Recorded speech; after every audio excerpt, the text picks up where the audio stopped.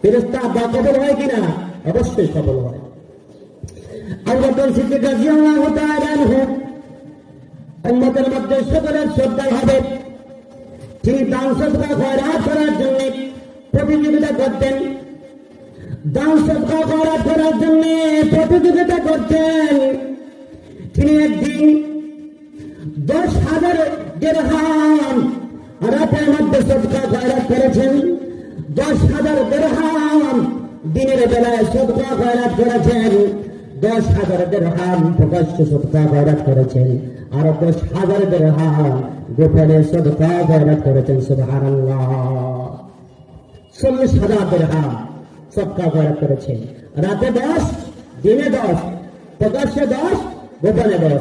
এর জন্য বলা হয় যে আল্লাহ তাআলা আল্লাযীনা ইউনফিকুনা আমওয়ালাহুম বিল-লাইলি ওয়ান-নাহারি সিররান ওয়া আলানিয়া ফালাহুম আজরুহুম ইনদা রাব্বিহিম ওয়া লা খাউফুন আলাইহিম ওয়া লা হুম ইয়াহজানুন।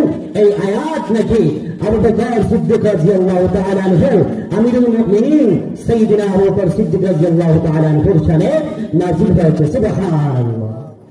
যে বান্দা রাতে দান সদকা করেছো, দিনে করেছো, প্রকাশ্যে করেছো, গোপনে করেছো, ফালাহুম আজরুহুম ইনদা রাব্বিহিম, আমি আল্লাহ তাআলার নিকটে আজর রয়েছে।